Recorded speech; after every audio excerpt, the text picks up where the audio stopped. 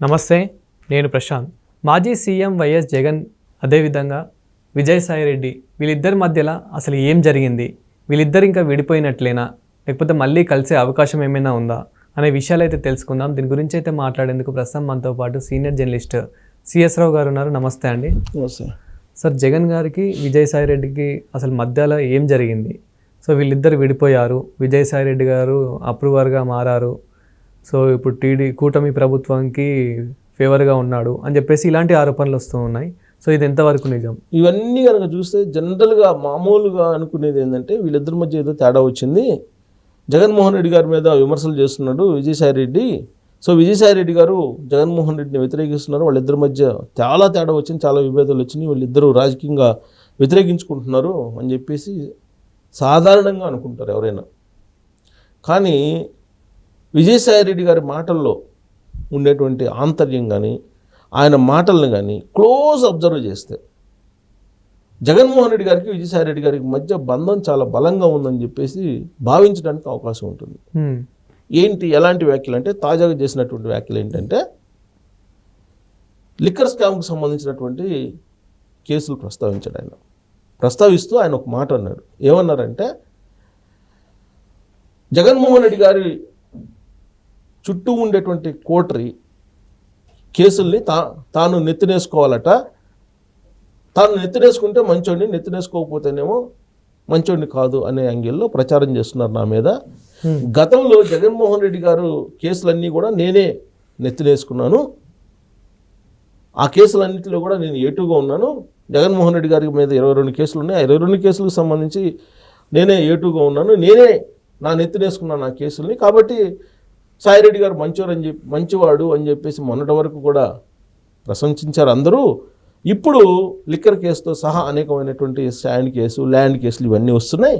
ఈ కేసులన్నిటికి సంబంధించి తాను నెత్తినేసుకోవడానికి సిద్ధంగా లేను. అందుకే నన్ను వాళ్ళు మంచోడు కాదు, నమ్మక ద్రోహి అని చెప్పి ప్రచారం చేస్తూ ఉన్నారు ఆయన చుట్టూ ఉండేటువంటి కోటరీ. కాబట్టి ఆ కేసులు నేను నెత్తినేసుకోవాల్సిన అవసరం ఏంది? కోటరీ చెప్తే నేను వేసుకోవాలా? జగన్మోహన్ రెడ్డి గారు అడిగితే నేను ఆ కేసుల్ని నెత్తినేసుకుంటాను ఇప్పటికైనా అని చెప్పి అన్నాడు. అంటే దాని అర్థం ఏంటి? జగన్మోహన్ రెడ్డి గారి మీద ప్రేమ ఉన్నట్ట, పోయినట్ట ఆయనకి? జగన్మోహన్ రెడ్డి గారి గురించి ఏ ఒక్కరోజు ఆయన బయటకు వచ్చిన తర్వాత ఒక్క నెగిటివ్ కామెంట్ కూడా చేయలేదు జగన్మోహన్ రెడ్డి గారి గురించి. ఎంతసేపుడికి ఆయన ఏం మాట్లాడుతున్నాడంటే, నేను జగన్మోహన్ రెడ్డి గారిని అభిమానించేవాడిని, నా ఆత్మ, నేను ఆయన్ని కొలిచేవాడిని, నాకు జగన్మోహన్ రెడ్డి గారు అయితే అమితమైనటువంటి ప్రేమ ఇప్పుడు లేదు, నాకు దేవుడి మీద ప్రేమ కలిగింది.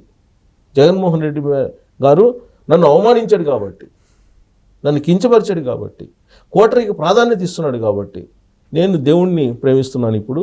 అంతకుముందు దేవుడి కంటే ఎక్కువ ప్రేమించేవాడిని జగన్మోహన్ రెడ్డి అని చెప్తున్నాడు ఆయన. సరే, ఒక అంటే విడిపోయారు అనుకుందాము, కానీ రాజకీయాల్లో ఎప్పుడు ఏం జరుగుతుందో మనకు తెలియదు కాబట్టి సో మళ్ళీ కలిసే అవకాశం ఉంది అని కూడా అనుకోవచ్చు కదా. అసలు ఇప్పుడు విడిపోయారని చెప్పి మనం అంటలేదుగా. మామూలుగా ఆయన మాటలను బట్టి కొంతమంది అనుకుంటున్నారు విడిపోయారు, వాళ్ళిద్దరి మధ్య అవగాహన లేదు, వాళ్ళిద్దరి మధ్య తేడా వచ్చిందని చెప్పేసి కొంతమంది అనుకుంటున్న విధంగా నేనైతే అనుకోవట్లేదు. నాలాంటి వాళ్ళు కొంతమంది మాట్లాడుకుంటున్న సందర్భంలో కూడా ఇదంతా డ్రామా అనుకుంటున్నారు. ఎందుకంటే ఏ రోజు కూడా బయటకు వచ్చిన తర్వాత జగన్మోహన్ రెడ్డి గారి గురించి వ్యతిరేకమైనటువంటి కామెంట్ చేయాలి.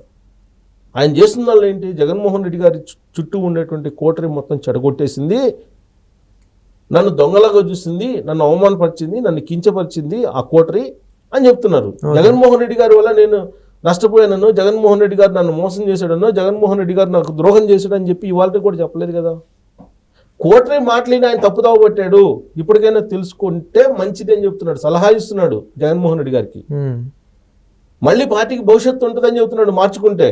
కోటరీ మాట వినకుండా తన మాట వింటే జగన్మోహన్ రెడ్డి గారికి మళ్ళీ రాజకీయ భవిష్యత్తు ఉంటుందని చెప్పి చెబుతున్నాడు ఆయన ప్రెస్ మీట్లో. సో జగన్మోహన్ రెడ్డి గారి మీద ప్రేమ లేదని చెప్పి ఎలా అనుకుంటాం? లేదా ఆయన్ని అవమానించలేదని ఎలా అనుకుంటాం? ప్రస్తుతానికి నాకు జగన్మోహన్ రెడ్డి గారి మీద ప్రేమ పోయింది, దేవుడి మీద ప్రేమ పెరిగిందని చెప్తున్నాడు ఆయన. ఇదే డైలాగ్ చెప్తున్నాడు ఆయన. సో ప్రస్తుతానికి ఇప్పుడు తాజాగా ఏం చెప్తున్నాడు ఆయన? కోటరీ లిక్కరు, స్టాండ్, ల్యాండ్ కేసులు ఇరుక్కున్నారు కోటరీ. ఆ కోటరీ ఇరుక్కున్న కేసుల్లో నన్ను కూడా మోయమంటున్నారు, నేను ఎందుకు మోస్తాను? అని చెప్పి అంటున్నాడు. ఓకే, అంతవరకు బాగానే ఉంది. జగన్మోహన్ రెడ్డి గారు అడిగితే ఆ కేసులను కూడా వేసుకుంటాను అన్నాడు. జగన్మోహన్ రెడ్డి గారు నన్ను అడగట్లేదు ఆ కేసులను నెత్తినేసుకోమని, కోటరీ అడుగుతుంది. కోటరీ అడిగితే నేనెందుకు వేసుకుంటాను నెత్తిన అని చెప్పి అంటున్నారు. ఆయన అన్నా అనకపోయినా లిక్కర్ కేసులో ఆయన ఉన్నాడు, ఆయన ఆరోపణలు ఎదుర్కొంటున్నారు. లిక్కర్ కేసులో ఆయన ముందు పెట్టాడు. కాకినాడ సెస్ కేసులో ఉన్నాడు కదా, కాకినాడ సెస్ కేసులో విచారణకి హాజరయ్యి బయటకు వచ్చిన తర్వాత మీడియాతో మాట్లాడుతూ లిక్కర్స్ కేసుని కసిరెడ్డి రాజశేఖర రెడ్డి పేరుని బయట పెట్టింది ఆయనే. అంటే కోటరీలో గొడవల క్రమంలోనే ఆయన బయటకు వచ్చాడు. బయటకు వచ్చి ఆయన ఏమన్నాడు, నేను వ్యవసాయం చేసుకుంటాను, నాకు రాజకీయాలతో సంబంధం లేదు అన్నాడు. మరి ఇప్పుడు వ్యవసాయం చేసుకుంటున్నా ఆయన మళ్ళీ రాజకీయాల గురించి మాట్లాడుతాడు, తరచూ మాట్లాడుతున్నాడు కదా. అంటే జగన్మోహన్ రెడ్డి గారికి విజయసాయి రెడ్డి గారికి మధ్య చాలా బలమైనటువంటి అనుబంధం ఉంది. జగన్మోహన్ రెడ్డి గారి ఆత్మ విజయసాయి రెడ్డి గారు. మరి ఆత్మ ఎప్పుడైనా తప్పు చేస్తుందా? నీ ఆత్మ నీకు కరెక్ట్గానే చెప్తుంది కదా. సో కాబట్టి జగన్మోహన్ రెడ్డి గారిని సేఫ్ సైడ్గా బయటపడేయడానికి వీటన్నిటి కేసుల్లో ఆయన ఒక కొత్త నాటకానికి తెరదీశాడని చెప్పి చెప్పుకోవచ్చు. అసలు లిక్కర్ కేసులు గురించి మాట్లాడుతూ కసిరెడ్డి రాజశేఖర రెడ్డి పేరు చెప్పారు, కానీ ప్లస్ కొంతమందితో డబ్బులు వసూలు చేసి దీనంతా గందరగోళం చేశారు, హవాలా కూడా జరిగిందని చెప్పి చెప్పాడు ఆయన. సూట్ కేసు కంపెనీలు పెట్టి మరలించారని. మరి దీంట్లో జగన్మోహన్ రెడ్డి గారి ప్రమేయం ఉందనంటే ఆయన ప్రమేయం ఉంటుందని నేను అనుకోను అని చెప్పి అన్నాడు. ఆయన ప్రమేయం ఉంటుందని చెప్పేసి చెప్పలేను నేను, అలాంటి క్లూస్ కూడా నా దగ్గర లేవు అని చెప్పి చెప్పాడు ఆయన. అంటే జగన్మోహన్ రెడ్డి గారి చుట్టూ ఉన్నట్టు కోటరీ మీద ఆయన ఫైట్, కానీ జగన్మోహన్ రెడ్డి గారి మీద కాదు. ఈ విషయం గమనించాలి అందరూ. చాలామంది ఏమనుకుంటున్నారంటే జగన్మోహన్ రెడ్డి గారు ని వ్యతిరేకించి బయటకు వచ్చాడు విజయసాయి రెడ్డి అనుకుంటున్నారు. జగన్మోహన్ రెడ్డి గారిని వ్యతిరేకించి బయట రాలేదు. జగన్మోహన్ రెడ్డి గారి చుట్టూ ఉండే కోటరీని వ్యతిరేకించి బయటకు వచ్చాడు ఆయన. సో ఆ క్రమంలో విజయసాయి రెడ్డి తాజాగా చేస్తున్నటువంటి కామెంట్లు కనుక చూస్తే జగన్మోహన్ రెడ్డి గారితో మళ్ళీ నడిచినా ఆశ్చర్యపోవసలేదు. రాజకీయంగా ప్రస్తుతానికి అధికారంలో లేడు, అనేకమైన కేసులు ఉన్నాయి. ఈ కేసులను ఎదుర్కొంటున్న క్రమంలో తన మీద కూడా కేసులు పెడతారు అని చెప్పి ఉద్దేశంతో ఆయన ఆ పార్టీ నుంచి బయటకు వచ్చి ఉండొచ్చు. కానీ జగన్మోహన్ రెడ్డిని విభేదించి జగన్మోహన్ రెడ్డి గారిని పూర్తి స్థాయిలో వ్యతిరేకించి ఆయన బయట రాలి. జగన్మోహన్ రెడ్డి గారి చుట్టూ ఉన్న కోటరీ, ఆ కోటరీని మారిస్తే మళ్ళీ పార్టీ అధికారంలోకి వస్తుందని చెప్తున్నాడు ఆయన, సలహా ఇస్తున్నాడు. సో కాబట్టి విజయసాయి రెడ్డి గారిని నమ్మి తెలుగుదేశం పార్టీ కనుక మళ్ళీ దగ్గరకు రాణిస్తే, ఇప్పుడు తెలుగుదేశం పార్టీలోకి చేరుతున్నారని చెప్పేసి 2 రోజుల నుంచి ప్రచారం మొదలైంది.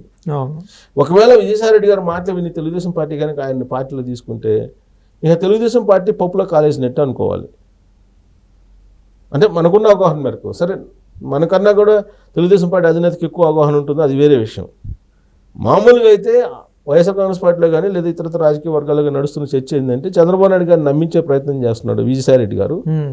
ఎందుకనంటే బీజేపీలో చేరడానికి ప్రయత్నం చేస్తున్నాడు. బీజేపీలో చేరాలంటే కనుక ఈయన ఎన్ఓసీ ఇవ్వాలి, ఎందుకంటే కూటమిలో కీలక భాగస్వామి కాబట్టి.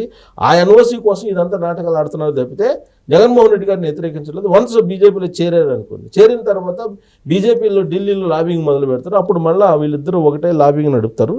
లాబింగ్ నడిపి తెలుగుదేశం పార్టీ మీద ఖచ్చితంగా వీళ్ళు వెన్నుపోటు పొడుస్తారు తెలుగుదేశం పార్టీకి.